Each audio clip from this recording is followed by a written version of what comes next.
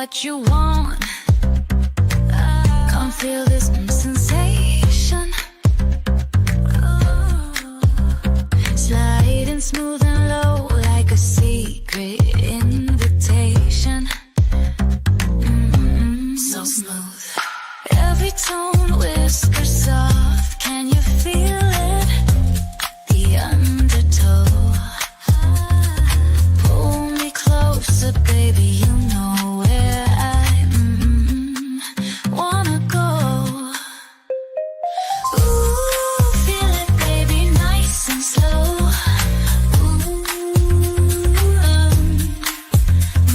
Yeah, I let your rhythm consume my soul. Yeah. Ooh, yeah, listen to my sweet surrender. Now that feels so soft, I know, so tender. Let your body sway, baby, my voice has you gliding. Feel it, whispers in your ear, feel the thrill as they're colliding. Steamy tone, sultry breeze, oh, it's got you mesmerized. Follow the sound, darling, I'll touch you where it tantalizes. Ooh, feel it, baby, nice and slow.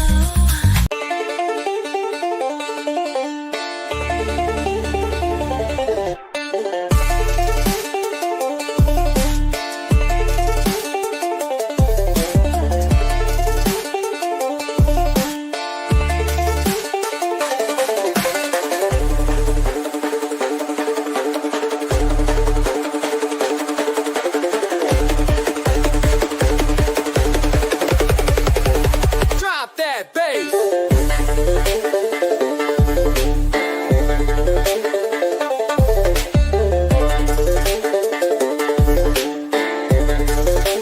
Coming in hot.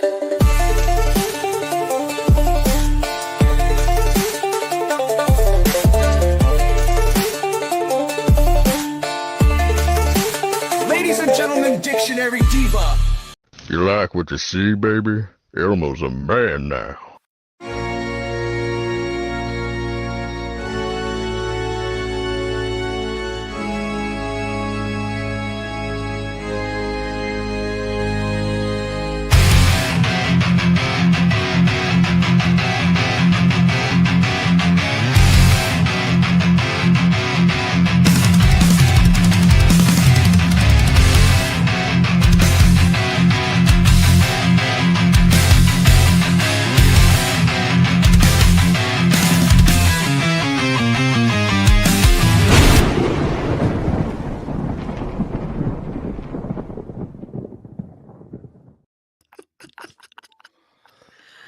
I'll start out with, how can I be on the show after watching the intro to the show and then watching Dictionary Divas? And luckily mine was the icebreaker, so I'm good now.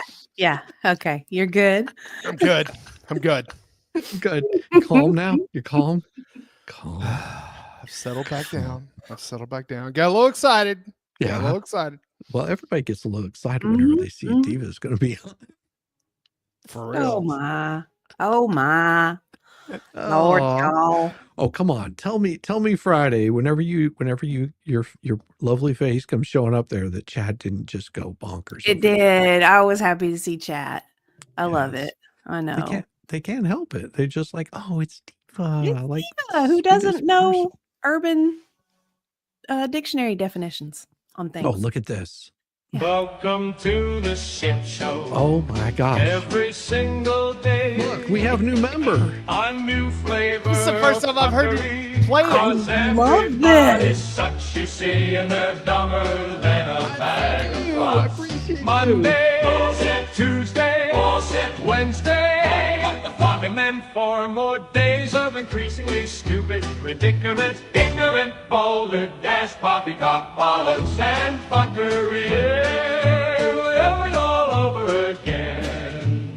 Ooh.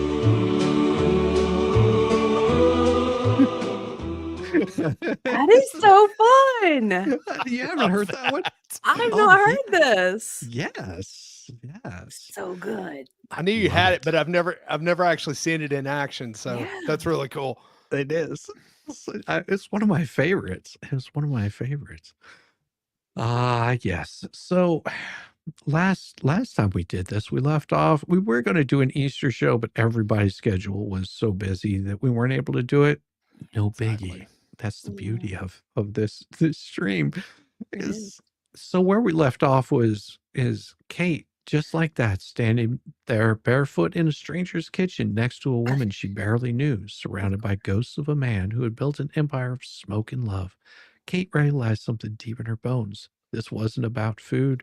It wasn't about seduction. This was about rebuilding a man who'd given everything. This was about feeding a soul. Kate rolled her shoulders, tied to the old butcher's apron around her waist, and met Justine's fire with her own. Oh, let's cook. And because this was supposed to be for Easter, Chapter 8 is Bourbon, Bunnies, and Barefoot Confessions.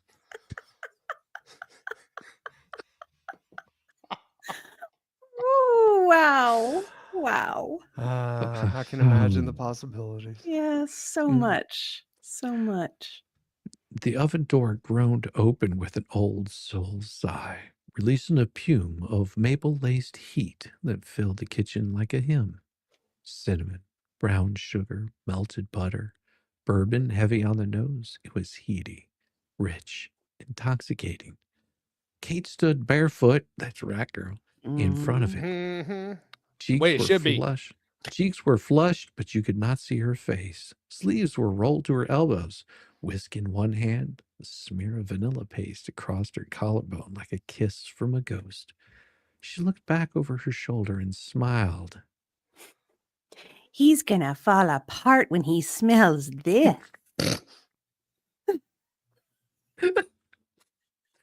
Justine Turns me on leaned- every time. Justine leaned up again, sipping something dangerously floral and bubbly in a coupe glass that they found in a high cabinet beside a stack of vintage Easter cookie cutters. Oh, is this Justine? Oh, Justine. Well, it's Justine. She has a completely different voice. Yes. Volstorm. Should I do my new voice? Oh, yes. Oh, if he doesn't fall apart when he smells this, She said. then he's a robot and we need to put him back in the factory.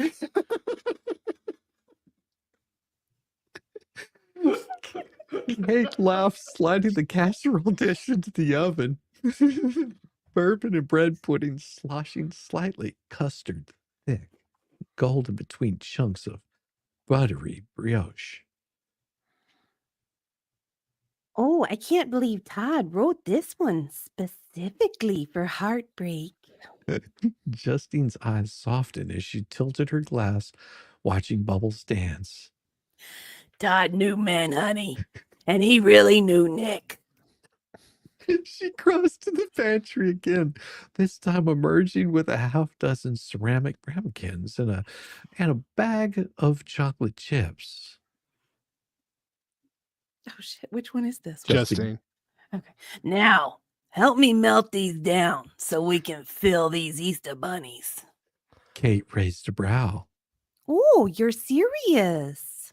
Justine grinned like a fox with a henhouse key. Oh, deadly, honey.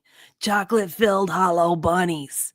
But instead of candy, we pour in the ganache, seal the bottoms, and hand them to them like an innocent little Easter surprise. Well, Kate laughed again, louder this time. You're evil. Justine licked a speck of chocolate off her fingertip.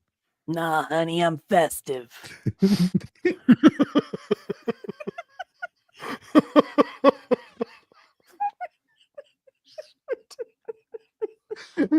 They moved in tandem, easy now, fluid, like they cooked together for years, the kind of kitchen rhythm that only happened when women let their guards down.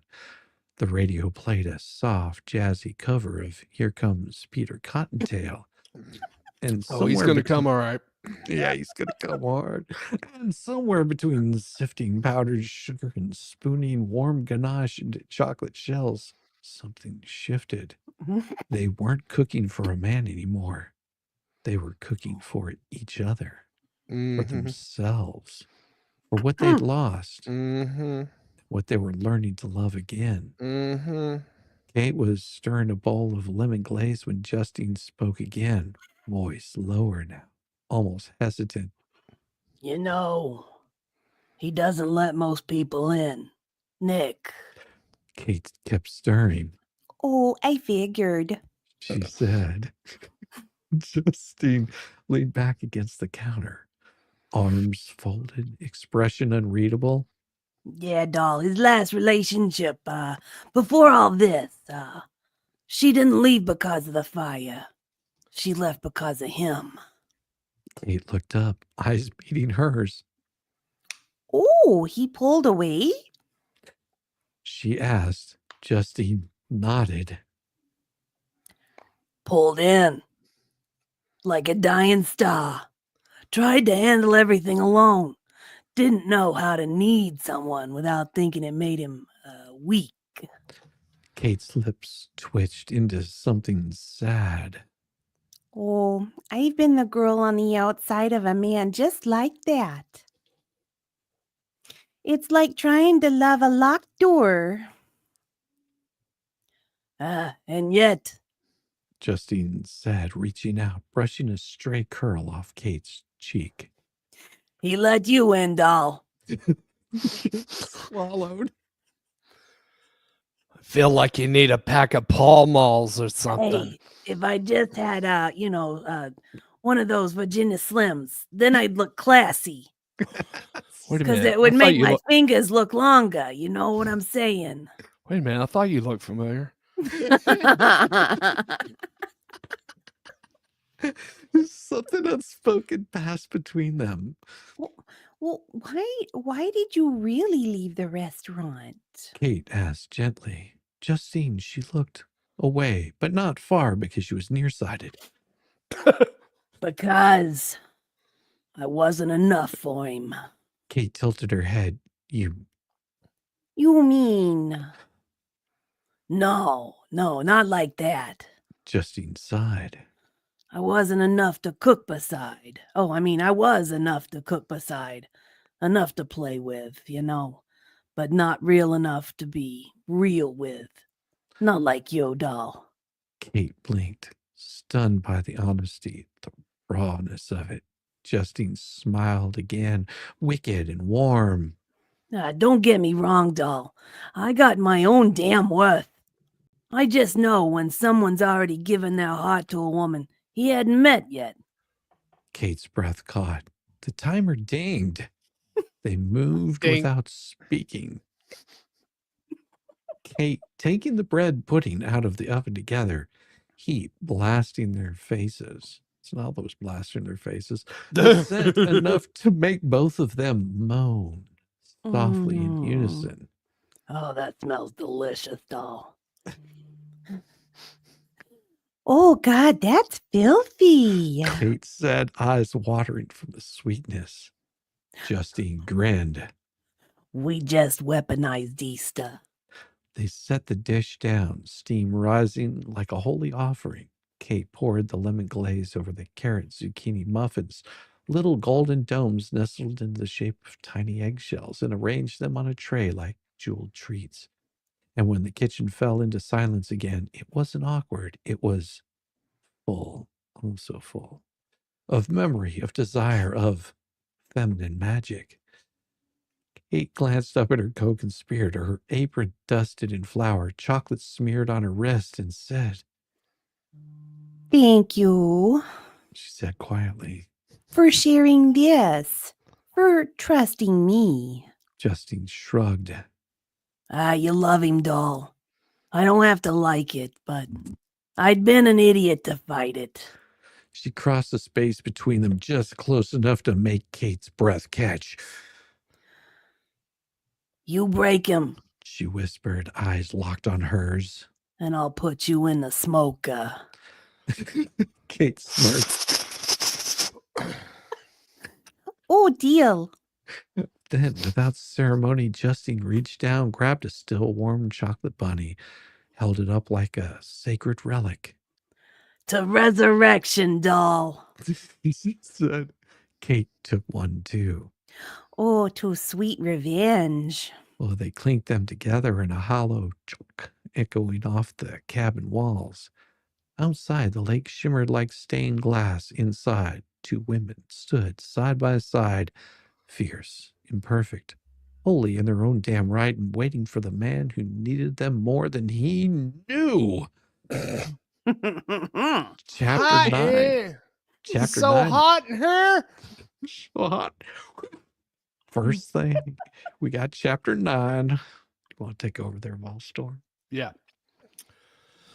The first thing Nick noticed was the silence, not the absence of sound. No, there was plenty of that, but the kind of silence that pressed on your chest, that crawled into your ears and whispered, "Look around, it's all gone." The shop had always been full of life, laughter, sizzling fat, the hum of the cooler, Uncle Todd signing off key to old blues records, sharpening knives like a man in church. Now, Is that what they do in church? I guess so. apparently, What kind of church he going to? kind of churches the must be Southern Baptist.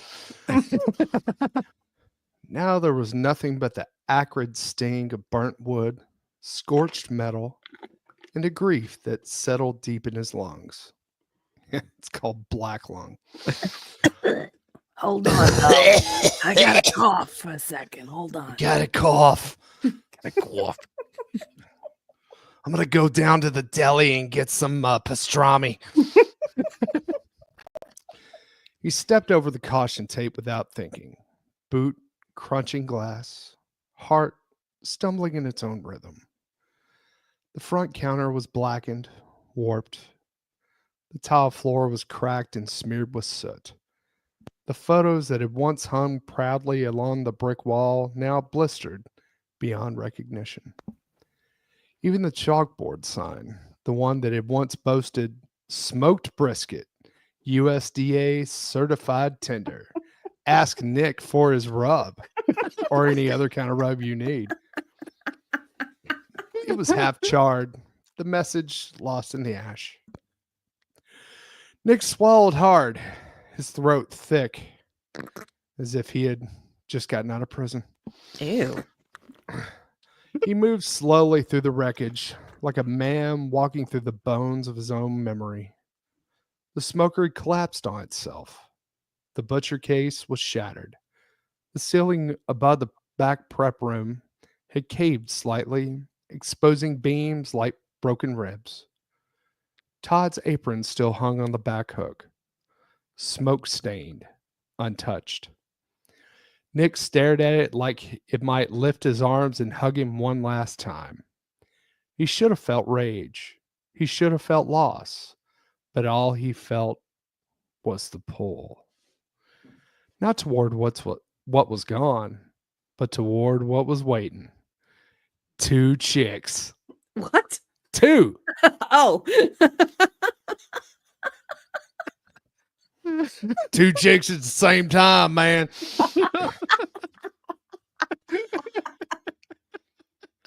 Kate, who was wild and brilliant in her quiet way, the kind of woman who looked at his mess and stepped into it anyway, like a pile of dog shit.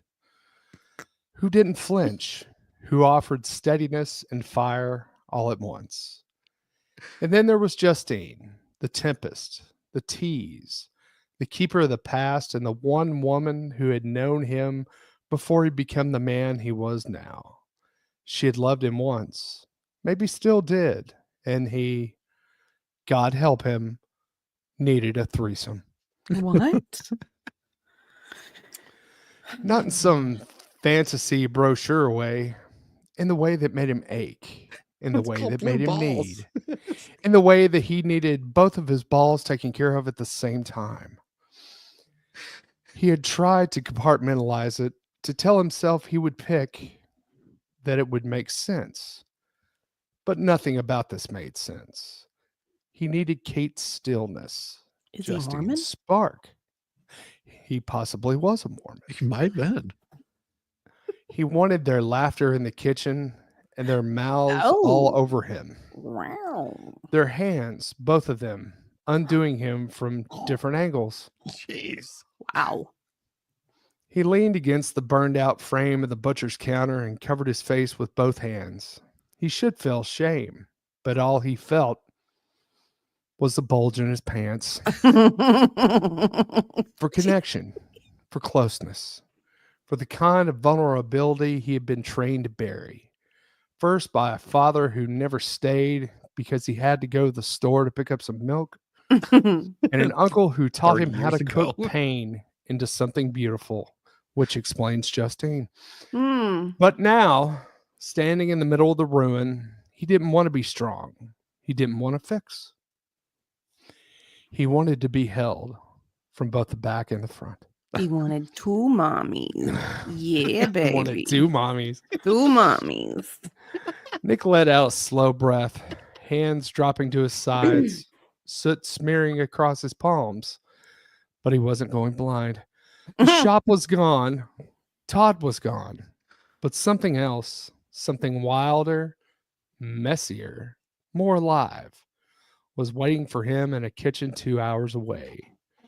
Two women who weren't asking him to be a monument, just a man with a cup. He turned to leave. No hesitation, no more mourning. He would rebuild eventually, but first, he needed to get some. He needed heat.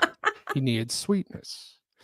He needed the kind of comfort that came with floor-dusted aprons and bourbon-soaked kisses and two pairs of eyes that looked at him like he was still whole. Nick stepped out in the late afternoon sun, the weight of the fire behind him, and the weight of love ahead. And for the first time in weeks, he ran. Did he run the whole 2 hours Forrest, back? run. And I ran. I ran so far away. Couldn't get away. Chapter 10. Bunnies behaving badly? Your turn, Diva. Oh. Oh, Oh, yes. read it, doll. I don't know if I could read the whole thing like that, but No, not with that voice. Not that voice. the lake house glowed like a dream suspended in amber. Soft candlelight flickering against dark wood, casting long shadows that kissed every surface with golden heat. Outside, the sun had sunk below the horizon, but inside, the fire crackled low and steady. It wasn't loud. It didn't need to be. The air itself had changed. Thick, charged, waiting. Like a nuclear meltdown. Just like it. Kate adjusted one stocking with trembling fingers, the sheer fabric biting gently into her thigh beneath the strap of the black satin garter. How am I supposed to work under these conditions?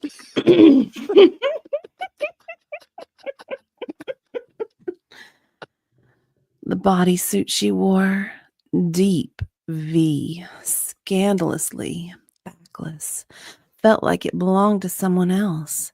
Someone confident, bold, bare. And yet, here she was, wearing it, becoming it. She smoothed her hands down her hips, catching her reflection in the old mirror mounted above the dresser. Bunny ears. Dark curls tumbling over her gorgeous shoulders, eyes already wide with anticipation.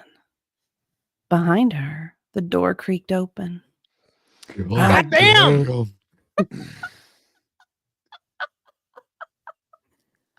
Justine said, voice low and warm like melted fudge. You clean up like a sin waiting to happen.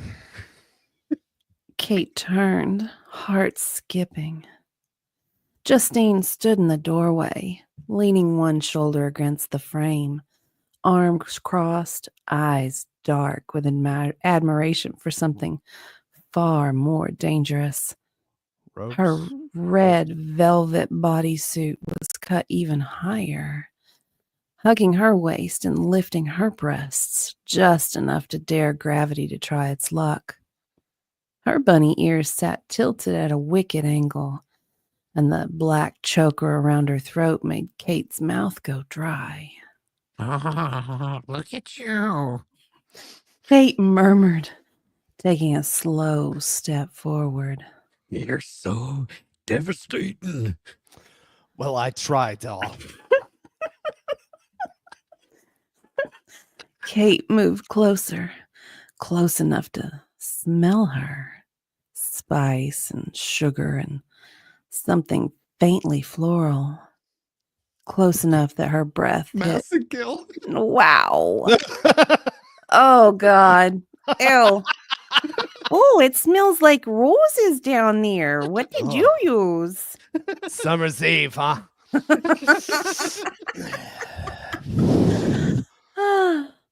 Close enough that her breath hit Justine's collarbone when she exhaled. Neither of them said a word. Not yet. Kate reached out first, fingertips brushing the edge of the velvet neckline, dragging slowly along the curve of Justine's chest. Justine shivered, almost imperceptibly. Oh, you're not doing this for Nick. Kate said, voice barely above a whisper. Are you? Justine's eyes flickered. No. Silence pulsed between them like a heartbeat. Then Justine reached up, slid her fingers into Kate's hair, and pulled her in. Their lips met soft at first, testing, tasting. Then deeper, hungrier, a clash of mouths and breath and heat that made Kate moan into her. Oh, yeah. Justine's hand moved lower, cupping the back of Kate's thigh, pulling her in, slotting their bodies together. Kate's hand slid up her back, feeling the tension there, the ache, the need. I've wanted to do that since you flipped that steak like you knew what the hell you were doing.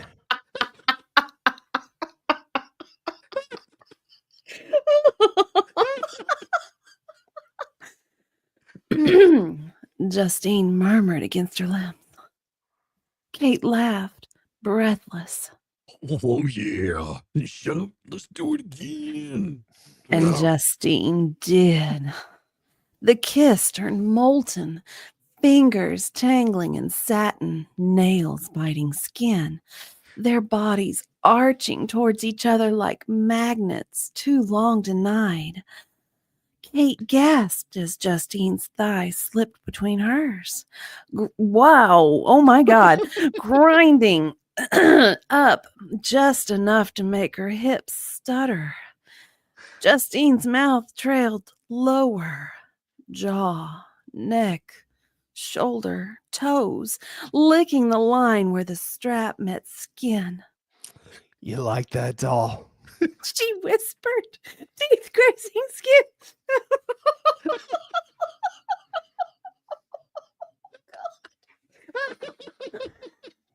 Wow, usually it's me reading the naughty parts. That's funny.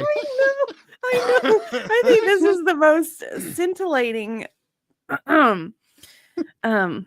dialogue or narrative I've ever done. Kate nodded, words gone. Ooh, I bet he has no idea what we're about to do to him. Snap into that Slim Jim. Kate's hand found Justine's ass and squeezed hard. We're not done with each other yet. Their laughter was dark, breathless, full of threat and promise. They stumbled back towards the bed. Whoa! Not to do stuff yet, but to tangle. to touch, to explore. Wow. Wow, this is wow. Oh my goodness. I don't know if I can read this. This is really like oh my goodness. It's very descriptive. Do you want me to read it? No, I can keep going. I can keep Okay. going. It's okay. Besides, I've always wanted to just really get into some really good reading like this, you know?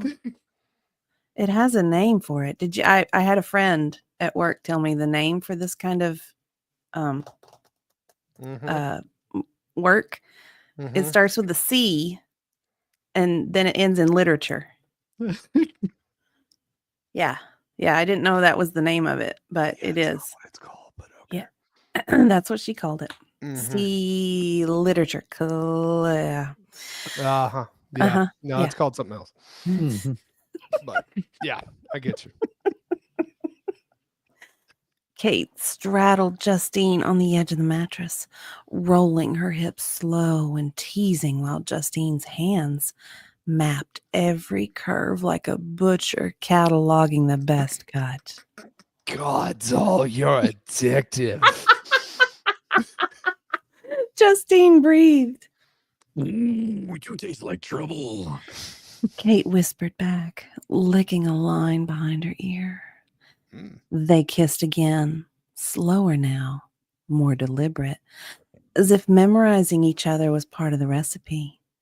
Justine's hand slid up between them. Wow. Did Teresa write this shit? She might have. Oh, her hand slid up between them, palming one of Kate's breasts through the thin satin, thumbing the nipple until Kate bit her lip hard enough to moan. Ooh. A timer dinged from the kitchen. Ding. Both women froze. Kate laughed at first, forehead dropping to Justine's shoulder. Oh, of course. She They rang the groaned. bell. Justine exhaled, chest heaving. Well, bread pudding waits for no one. Kate kissed her once more, deep, dirty, sweet. Then stood and straightened her ears. Oh, I swear. She said, fixing her lipstick in the mirror. We're gonna break him. Oh, like a Slim Jim. Justine smoothed her bodysuit back into place and grabbed a tray of chocolate bunnies from the counter. Only if he's lucky. The two women returned to the dining room, flushed, glowing, slightly tousled. The firelight caught the sheen of their skin. The scent of bourbon and chocolate filled the room like an invitation. And outside, gravel crunched. Tires stopped. The cabin door creaked open. Nick had come home, and he had no idea what waited inside.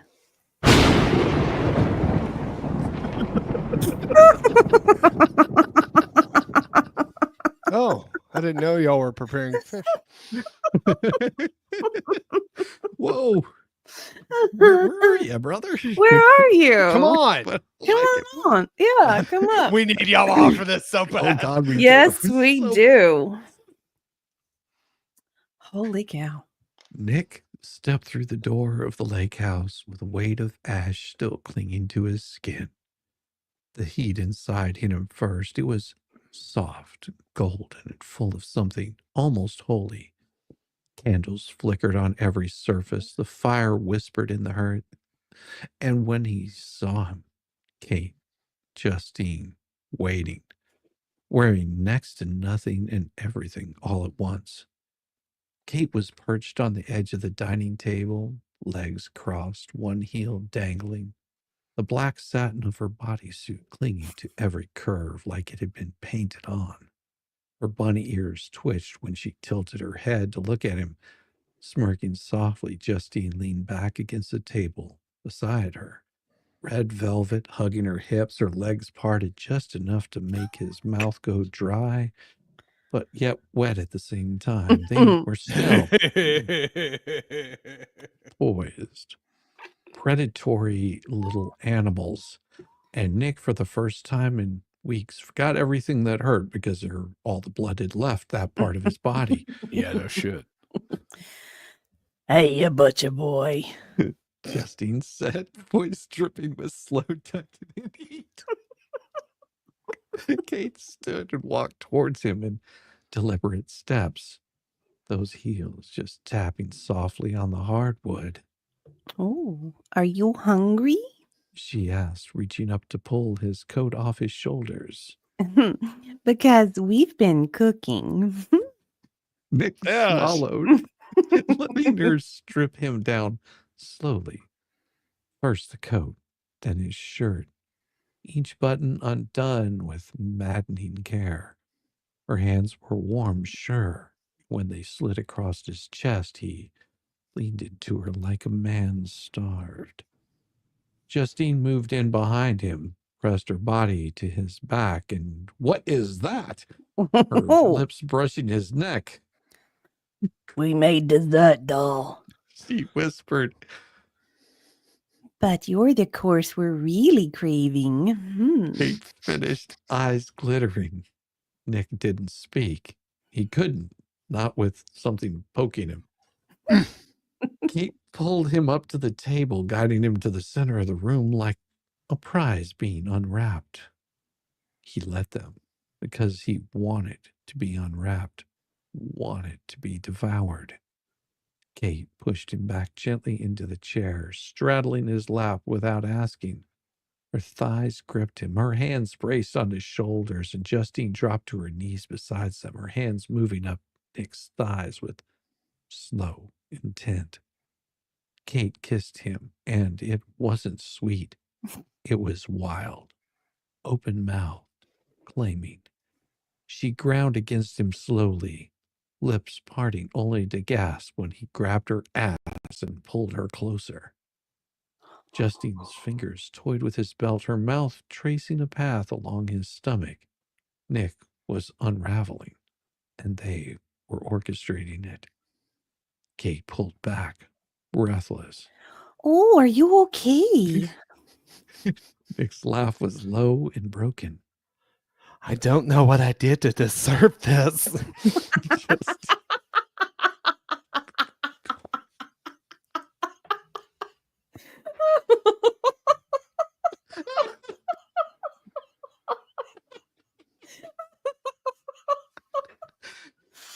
Justine glanced up, licking her lips.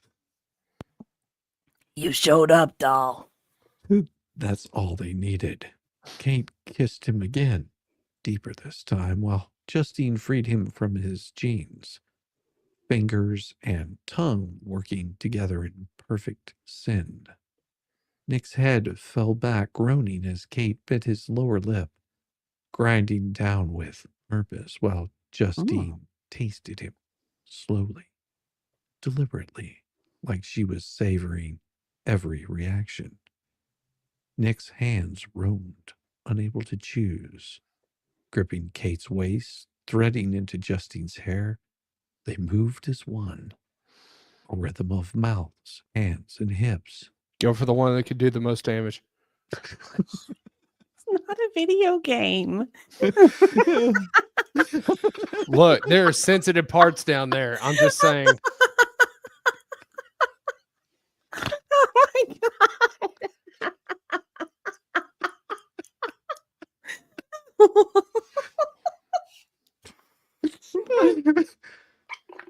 Kate rocked against him in tight circles, her satin bodysuit dragging across his length with maddening friction, while Justine moaned around him below, her tongue moving like silk, her nails biting into his thighs. It was too much, not enough. Perfect. Kate's breath caught, hips stuttering as Nick slipped one hand between them, dragging fingers beneath the edge of her bodysuit. Dear God. Finding her soaked. Oh my and ready. God. She's a super soaker. Oh my She God. gasped, arcing, grinding harder. Justine looked up, lips glistening. God, you two are filthy. Kate smirked. Oh, jealous? Justine stood slowly, licking her fingers, eyes dark. She climbed onto the table. Well, then let me show you what filthy really looks like. I didn't wipe.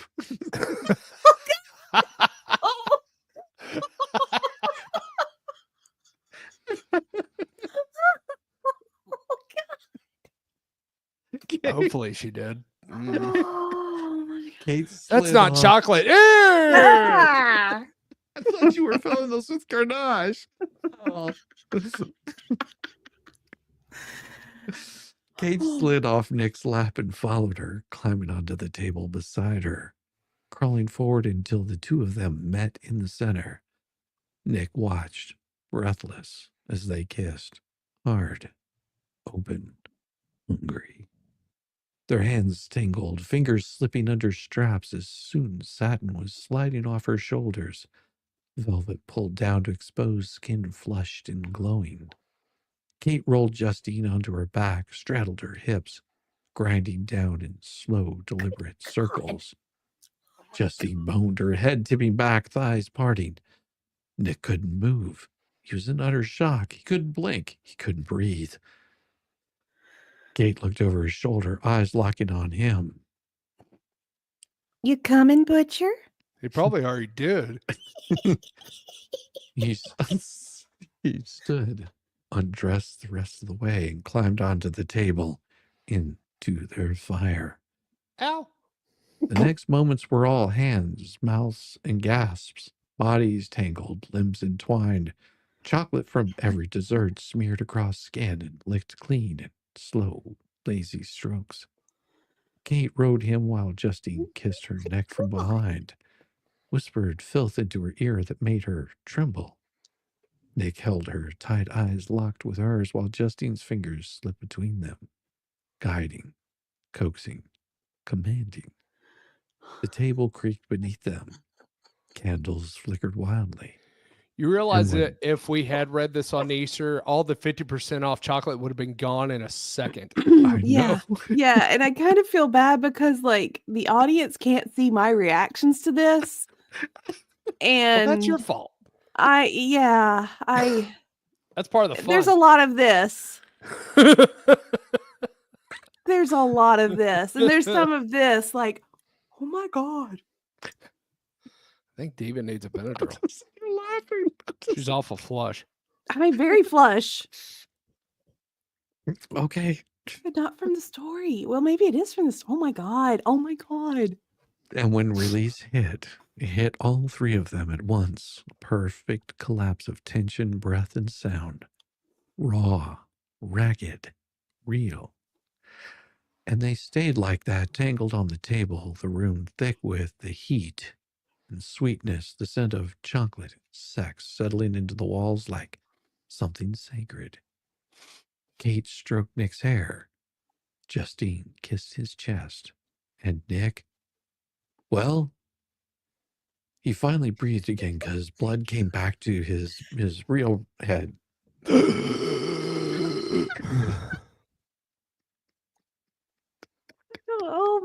Oh my goodness. I just don't know what to say. This is certainly not what we read in my book club at You all, sure? ever. No. Maybe you should. Maybe we should. I don't know. Oh Probably my should. gosh. Wow. Chapter 12. Something else rose. The sun crept in like a secret. Golden, reverent. What? Something else rose. Something else rose. Something else rose. Something else rose. Just got it. Is there another girl? No. Yeah, we'll change voices. The sun crept in like a secret. Golden, reverent, spilling across the tangled sheets and bed linen. Like the soft stroke of a lover's hand. It was Easter morning, and something holy had risen indeed. Oh my God. I can't use a preacher voice. I feel it's blasphemous. Yeah, you can't do that, but you can do Kate's- the Southern gentleman. That's for yes. sure. That's a Kate good one. stirred first, blinking into the light, her body heavy with the sweat ache of indulgence. Her cheek was pillowed on Nick's chest, rising and falling in the rhythm of his slow, satisfied breathing. Justine lay draped across his other side, one arm thrown over his waist, her lips parted in sleep. Which ones?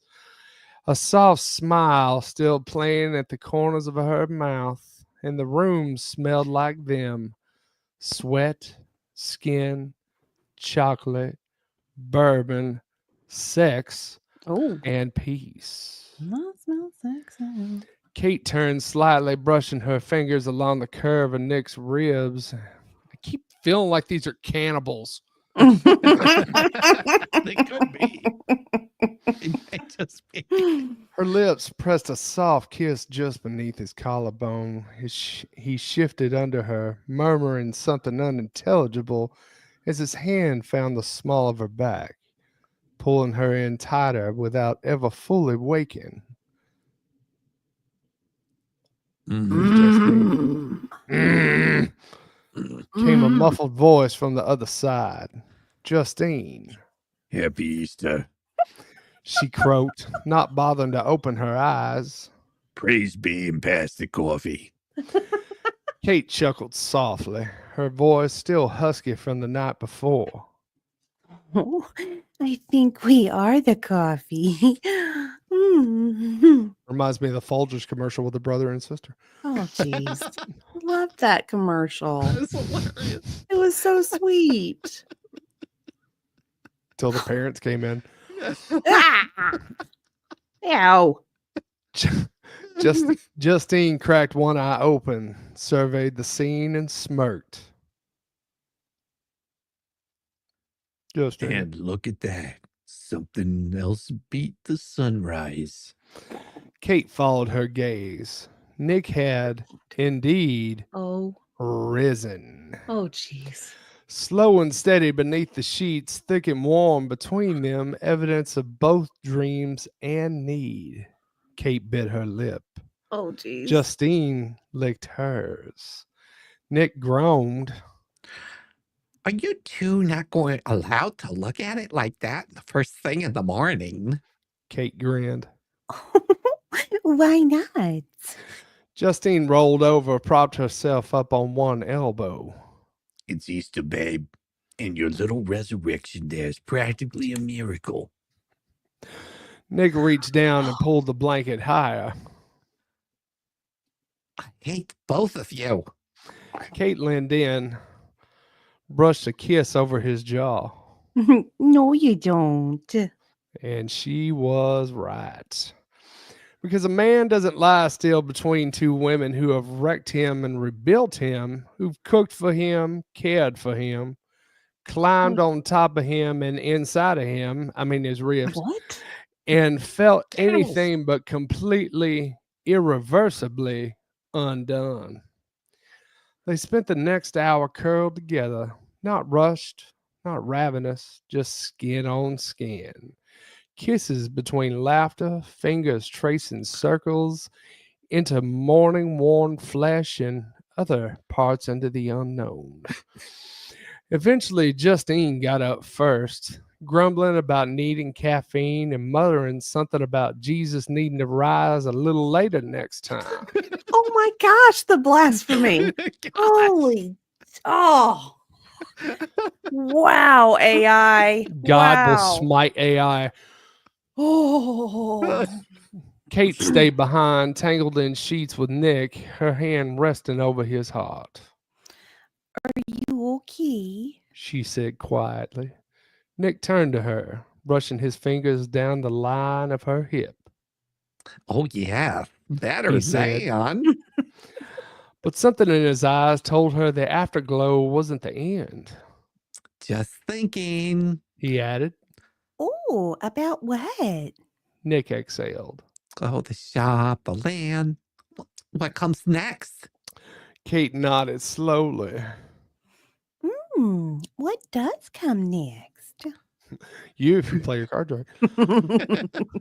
Nick glanced toward the window where the lake shimmered beneath the April sky, and somewhere far off, a bird called out like it knew something was coming. Well, you see, there's a piece of property north of here. An He old said. farm. Needs some work, but it's big enough for more than just the butcher shop. Kate raised an eyebrow. Ooh, like what? Nick's voice dropped to a whisper. Well, a kitchen, a dining room, a garden, a playroom. Maybe something bigger dungeon. than my beat. Kate blinked. Ooh, you mean a restaurant? Nick smiled. No, sweet cheeks, a retreat or your whorehouse. She sat up, her heart pounding. Nick, that's I can't do it alone. He said, cutting I her don't- off gently. I don't want to. Kate searched his face. And Justine? His smile turned crooked. Well, he's already sent me zoning ordinances and sketched the bar layout on a napkin. And Kate was on top of the sketch. Kate burst out laughing, then kissed him. Long, slow, and sure. Outside, Easter morning had burned brighter. Inside, something even more sacred was rising. Not lust, not desire, but purpose. They didn't even know it yet. But what they had started that night, the recipe of fire and chocolate and tangled limbs and all kinds of stickiness, would become the foundation of something wild. A place where broken men came to heal, where food meant family, where love didn't play by the rules, and it would all begin with a new name on the sign, the tender table. 13.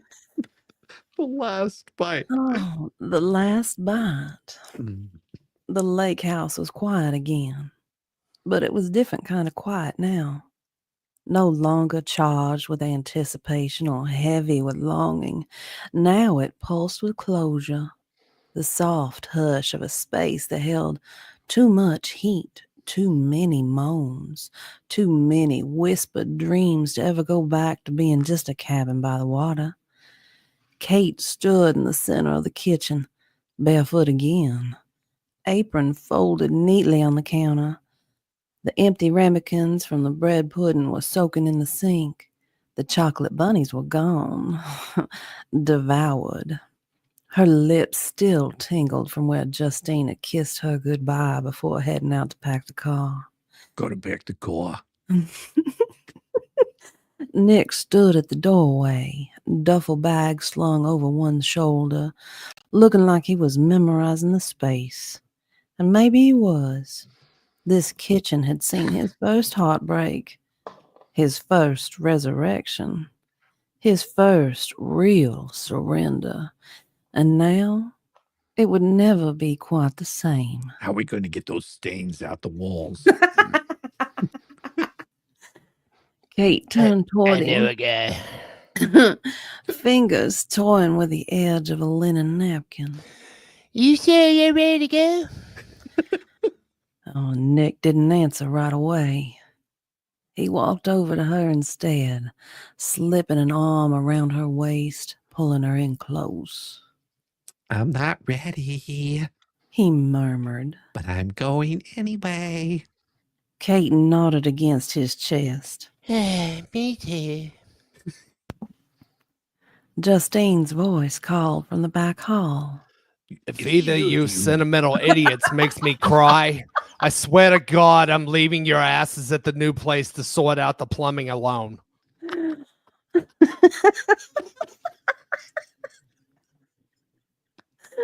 Kate laughed, and Nick smiled, and the moment cracked open, not with grief, but with momentum. They locked up the cabin slowly, flipping switches, drawing blinds, pressing fingers one last time to the worn butcher block that had held their weight, their laughter, and of course their sins. Oh, they used a lot of bleach. Outside, the air was crisp, clean, the kind of air that made promises. They packed the car in silence, not strained, just sacred. And when the last bag was tucked in and the trunk closed shut, Nick looked between them. 2 women and one hot dream, and a road ahead that would demand everything. You ready to build something? He asked. Kate stepped closer, hand sliding into his. Justine climbed into the front seat, already pulling out a set of hand-drawn floor plans from the back of a takeout menu. Kate kissed his shoulder. Let's feed the world. And with that, the doors shut, the engine turned over, and they pulled away from the lake house, leaving behind fire and bourbon and bunny ears, carrying only what mattered most: love, lust, and one hell of a recipe for starting over. Next up, the dinner table, book 3 of the Certified Tender series, and coming soon. You know, with some duct tape and imagination, you could use those bunny ears as cuffs. Oh, my. Just saying. Oh, my God. My dear, you seem very flush. I'm just, very flushed. I'm just a little verklempt. I'll be all right, I promise. That was just, I'm not used to reading those kind of words on the page. It's the You know what I'm most saying? sensual night of my life. Ooh. You did look really flushed. You were not expecting that. Woo. I was not expecting that at all. Oh, my God. At all. Oh, my hair's out of place now. Oh, my goodness. I think That's why I got so quiet on Volstorm's end for a while. Yeah. Oh, well, we're actually separated for the moment. He is in another location in the state. I am on location this evening. Yes. I'm not at the I know. I'm not at the good Yeah, ship yeah. Volstorm right now. Well, and I didn't tell you, Volstone, but I made country fried steak tonight and mashed potatoes. Well, I got pizza, so But I made good food. well, you know I what? made I'm not good there food, eating, so it okay? doesn't matter, does it? I made some really good food, and you weren't here to have any of it. So there we go. But I'm not there to tell you how good it is. Oh, So, there you are. You got me on that one. No, I missed this earlier. What's up, folks? Welcome to the ship show. Every single day, a new flavor of fuckery, 'cause everybody's such, you see, and they're dumber than a bag of rocks. Monday, bullshit. Tuesday, bullshit. Wednesday, and then 4 more days of increasingly stupid, ridiculous, ignorant, boulder, dash, poppycock, bollocks, and fuckery. Yeah, we're all over again.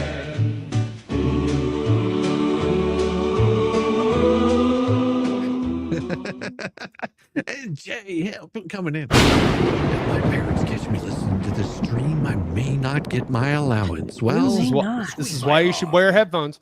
Yeah, definitely wear the headphones. Thank you, Jay. Wow. Yeah, it was a little spicy tonight. It was very spicy. Spicy. There wasn't as much dialogue this go around, which is disappointing because I like the dialogue. Because I know. I love the dialogue. How else can I get all of my different crazy voices out of my head? I mean, oh my gosh. I don't think that's going to help you. I don't think it is either. Yeah, they're not gonna stop at all. They're just gonna keep going.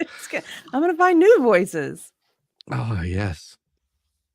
Yeah, it was. This will be a shorter stream than normal tonight, but that's okay. It's like I said, this was left over from last Sunday. which I expected was going to be a short one. So I hadn't really prepared anything. I was like, oh, well, yeah, it's just going to, it's an odd time of year because spring is in the air and so much was happening. I did manage to build a table. Oh. Yeah, it's pretty. It's pretty. You should show us pictures. Yeah. I was gonna send a picture earlier today and I was just like, I couldn't figure out which one to send because I'm like that.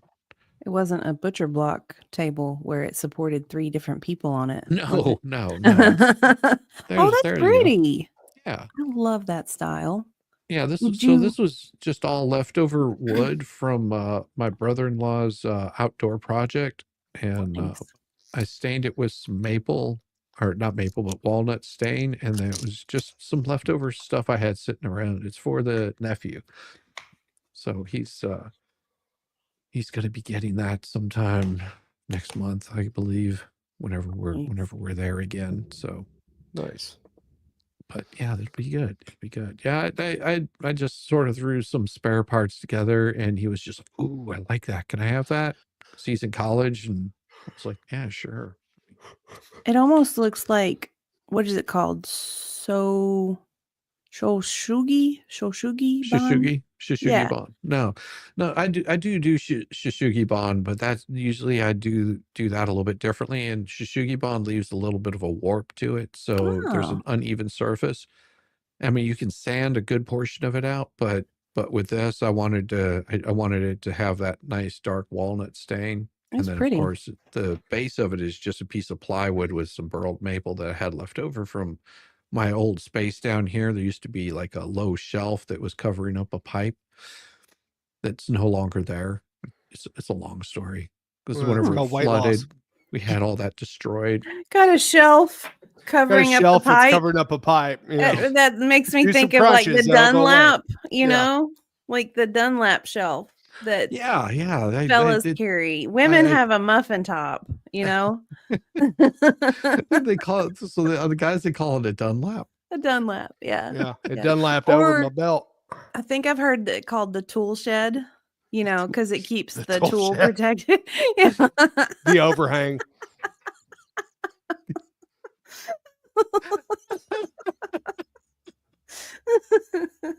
Oh my gosh. Do you have a painting stream coming up again soon? I need to. Yeah. I do. You should have another one. Those are always so much fun. They are. You do. You just haven't scheduled it. Oh, I do. Yes. Yeah. Yeah. For Mother's Day. Yeah. Uh-huh. Yeah, it's gonna be yeah. Yeah. I have to make nice little secret. It will be a nice little secret. I have to make sure somebody's willing to do it. So Okay. yeah. See? Yeah. I was thinking you had something coming up. Well, I forget what month I'm in.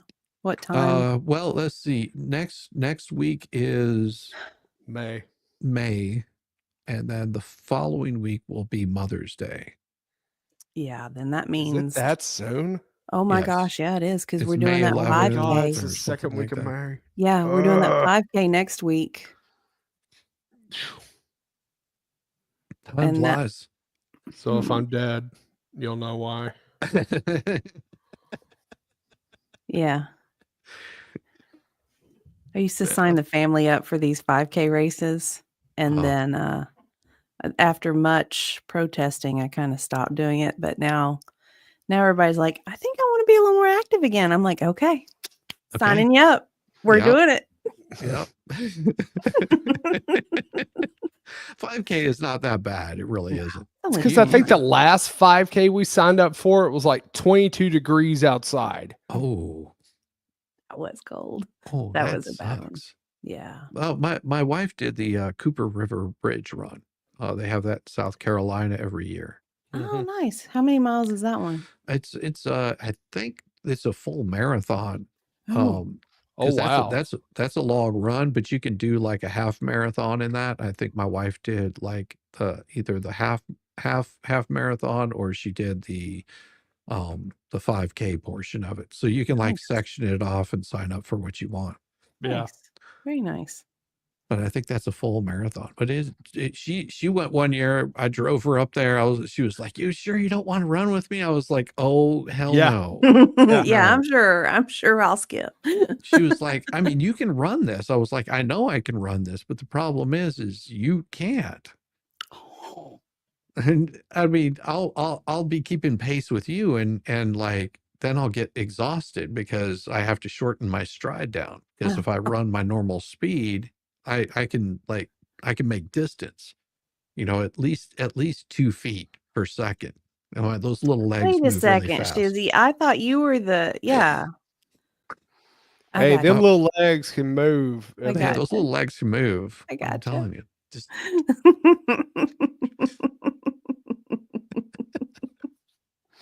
Short in stature, but plenty of endurance. that's what Hey, she look at him said. go. Look at him go. Look at the little wee man Look at that go. little wee man go. Look at that. He's got Squeeze such my a hog. good brisk pace. He does. Look at them little feet just going. Just a going. It's Look at those little I fatty can run a toes. 5K only if the cops are chasing me. Look, the only marathon I'm running to is a gas station in my car. Yeah. No, I mean, a 5K is not that bad. You can walk a 5K Yeah. easily and Oh, That's yeah. the feel plan. plenty good. That's for Yeah. sure the plan this go around. I ain't running shit. Well, and No. a friend of my wife's, she used to run all these long runs, 5Ks, marathons, half marathons, and then she started having some hip problems, and she went and Mhm. saw the doctor, and Yep. he was just like, "You're a runner?" She was like, "Yeah, I run all the time. Like every morning she would run, every night she would run." He goes, "You can't anymore." And she was like, "Well, what?" Because what was Bone. happening is she was having problems with her hips, and the bone was actually destroying the Yeah. hip itself. Like Yep. Yeah. it was destroyed because Yeah. men's physiology and women's physiology is a little different. The bones set a little different, Mhm. and the way that those bones set were causing her hips to shatter. Oh, so she was having micro fractures in her pelvis. Oh, Yeah. She was dang. probably out of alignment and didn't know it, and it just wore and more and No, some more. people are just more susceptible to the micro fractures, just depending on like their stride, their gait, Yeah. and how much of that weight goes into that femur and then up into the. Oh, that was a bad gesture. Up into that. Just jump into that pelvis. Jump into that pelvis. Yeah. Ay, vey. It's just long legs wrapped around you, short legs trying to. Zach. Oh, God. Oh, I love Zach's jokes. They're awesome. Little leprechaun running towards his pot of gold. Hey, Sweet little pot of You'll never get to me, gold. pot of gold. No. Run barefoot? No, it wouldn't have mattered. The damage was already done. Mm. It was bad. Hmm. So she had to stop running. She goes, "Well, now I've got to find a different form of exercise," because she's just really thin. She's Oh, like, yeah, "I yeah, do not yeah. want to be putting weight on." So that was my way of keeping the weight down. She loves to run. Yeah. Just can't do it. Hmm. No fun. Well, Swimming. with that, ladies and gentlemen, we're gonna call it a adieu. Have a good night, and be tuned because there'll be a stream tomorrow morning. I believe. Yeah, there should be. I don't see any reason why not. It's just been a long, crazy week, and I wasn't expecting all the things happening today that happened. So You had a busy day. it has been a busy day. Everybody have a good weekend. We'll see you very soon. Bye. Peace. Peace.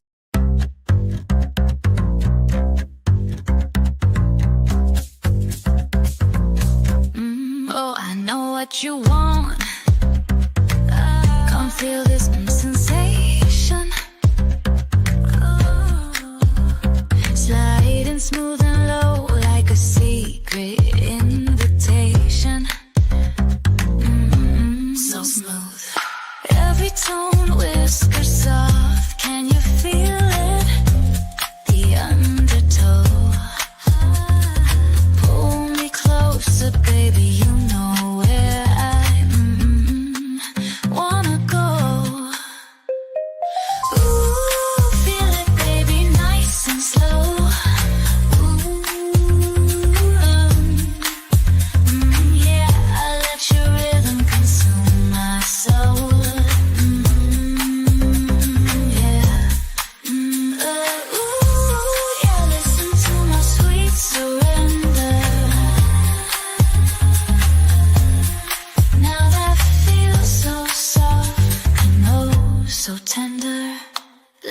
body sway, baby. My voice has you gliding. Feel it. Whispers in your ear, feel the thrill as they're colliding. Steamy tone, sultry breeze. Oh, it's got you mesmerized. Follow the sound, darling. I'll touch you where it tantalizes. Ooh, feel it, baby, nice and slow. Yeah.